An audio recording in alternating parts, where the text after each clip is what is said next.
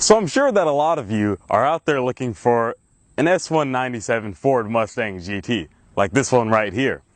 Mine is quite rare. It's Legend Lime clear coat, medium parchment interior, manual transmission GT. It's one of 300. And you just might find one for yourself as well, or in a different color if you don't like this one. Prices for the S197 Ford Mustang GT are plummeting. The V6s are going even lower. Makes sense. But there are things you need to know before getting your very own Ford Mustang GT from this generation.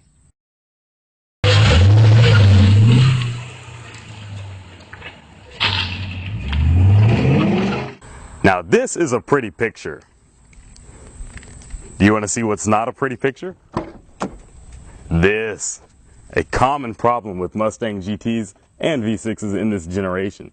A lot of people warned me that it was going to come all the way down, and well, as of right now, the only thing holding it up is packaging tape. Yeah, kind of gross.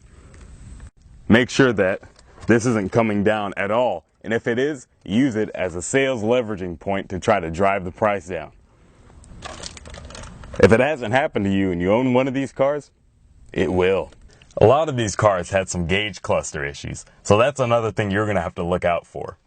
They might be a little hard for you to see right now, but in the upper left-hand corner of your screen, that's the gas gauge in my car, and it's not even pointing to a gas level. I'm not a big leather guy, and by that I mean leather is the bane of my existence on a hot day. That's why I got these seat covers.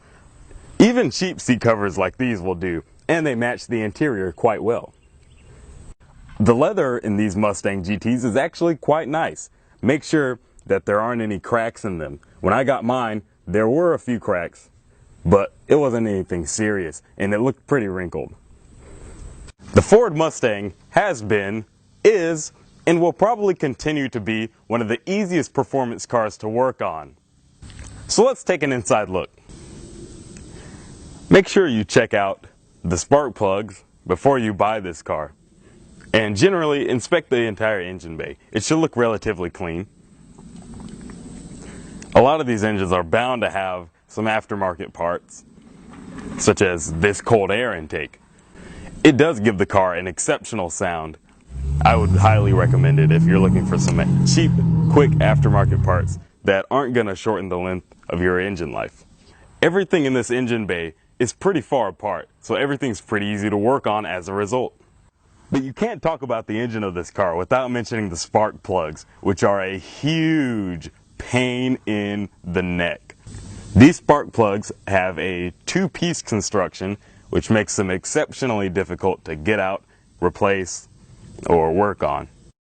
Another thing that you're going to want to inspect on this car when you buy it are the tires. A lot of Mustang owners, before they give up their Mustangs, like to have a little bit of fun. Make sure that the tires aren't too low. As for me, I'm more of an all-original guy, so I actually really like the stock bullet rims. But if you'd like to customize your pony, there are plenty of custom wheels available. One potential problem people see with the stock rims is the fact that there's a ton of wheel gap, about this much. So a lot of things about this car will really catch you off guard. The performance is one thing, the alarm system is another. See, Ford doesn't just want some random guy reaching in your car trying to snatch your GPS while it's parked. I don't know why you'd park your car with the windows down, but if you've done that and the alarm is on and you reach in,